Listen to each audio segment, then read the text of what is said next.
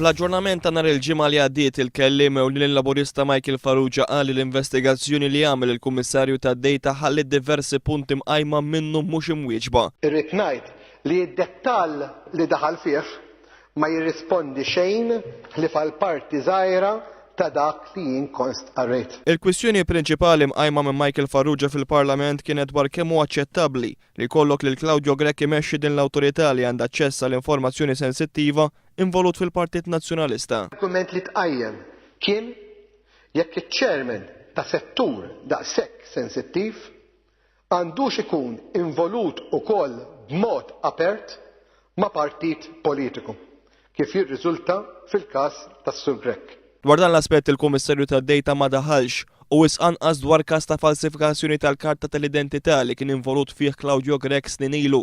Michael Farrugia qal li l-Ministru ostingat meta kwota rapport li jagħmel il-Kummissarju tad-Dejta ħalla barra parti importanti ħafna. Il-pożizzjoni ta' chairman tal-Mita tpoġġi lill-individwu li okkupa din il-karika f'awtorità, direttament jew indirettament, anke permezz ta' terzi li jista' jkollu aċċess għad-dejta kollha, inkluż dik sensittiva ta' kull individwu f'pajjiżna. Il-Kummissarju tad-Dejta fil-konklużjoni tiegħu qal li Claudio Grech qatt m'għamel aċċess għall informazzjoni permezz ta' terzi, iżda naqas milli jgħid kif wasal għal din il-konklużjoni.